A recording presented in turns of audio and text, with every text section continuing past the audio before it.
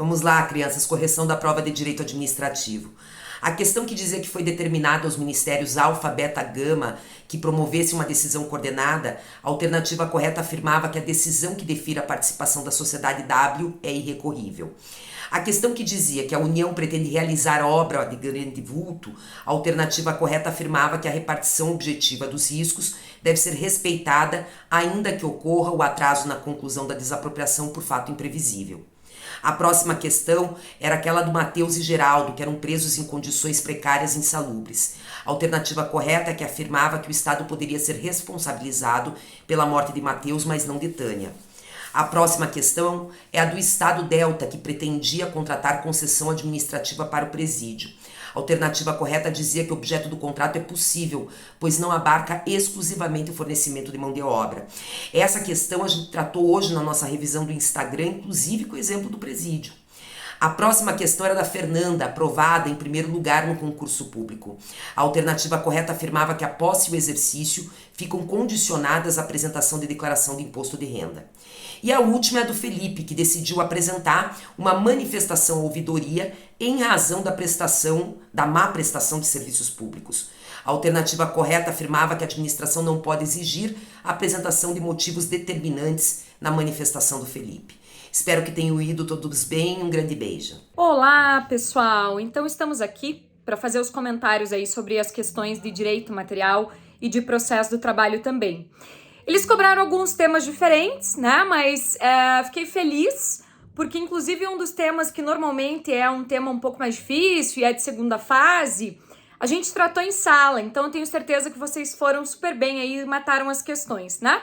Aquela do candidato a deputado deve vir a alternativa de que ele não pode exigir a licença remunerada, né? Por conta até de discussões jurisprudenciais que tem sobre a história de suspender ou não o contrato, mas exigir licença remunerada realmente não tem como.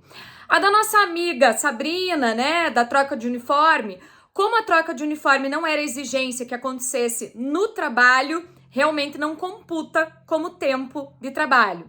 A questão, da redução salarial, né, por meio de acordo coletivo, é possível? Desde que preveja lá a garantia de emprego, então a impossibilidade de dispensa imotivada dos empregados. A questão do banco de horas, outra questão também repetida de prova e que tratamos aí em sala, né? Como era um banco de horas de 2 meses, pode ser sim por ajuste individual.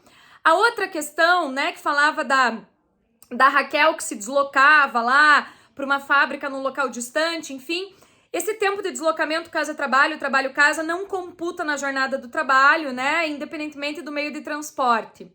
A questão, então, do João, né, que foi eleito diretor do banco, o contrato de trabalho dele permanece suspenso se ele não tiver subordinação jurídica, súmula 269 do TST. No caso da Natália, que queria fazer o recurso de revista lá no rito sumaríssimo, olha a nossa brincadeira aí, né? Recurso de revista no rito sumaríssimo é possível, né? Por violação da Constituição e por divergência com súmula. Nesse caso era OJ, então o recurso não tem que ser admitido. No caso de dissídio coletivo, para colocar em prática, ação de cumprimento, né? Com relação à ação rescisória, também falamos em sala, processo do trabalho tem o depósito de 20%, salvo prova de miserabilidade. No caso da preferência de tramitação, era a reclamação trabalhista que versava unicamente sobre pedido de salários atrasados, né? E a última questão, desconsideração da personalidade jurídica pode acontecer tanto na fase de conhecimento quanto na fase de execução por aplicação subsidiária do CPC. Espero vocês na segunda fase, pessoal! Olá, queridos alunos, tudo bem? Aqui é o professor Michael Dionísio e vim para resolver as questões de filosofia com vocês. 2 autores que conhecemos, inclusive um que falamos ontem na revisão de véspera, que é Ronald Dworkin. Bom, a questão perguntava qual era a relação do direito com a moral para Ronald Dworkin.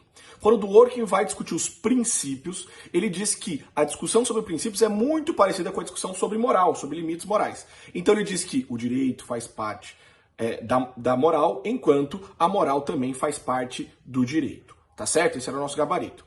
Em relação ao Kant, uma questão confusa. Alô, FGV, que redação confusa, porque ao invés de vocês explicarem o que vocês querem, vocês dizem, olha, quando a discussão é uma discussão complicada sobre o corpo, sobre a humanidade, isso ficou um pouco confuso. Mas bem, de todas as alternativas possíveis, né, e aí fazendo um esforço interpretativo, a resposta certa é aquela que traz uma frase de fato de Kant, que diz que para nós não ultrapassarmos o limite ético, o limite da humanidade, né, por isso ele usa o imperativo categórico, é necessário respeitar o outro como se respeita a si mesmo, ao mesmo tempo em que você nunca pode usar o ser humano como um meio, e sim sempre como um fim. Portanto, o gabarito era aquela que dizia que nós precisamos respeitar um ao outro como a si mesmo e sempre devemos levar em consideração a humanidade como finalidade e não como meio para algo. E aí, pessoal, como vocês foram?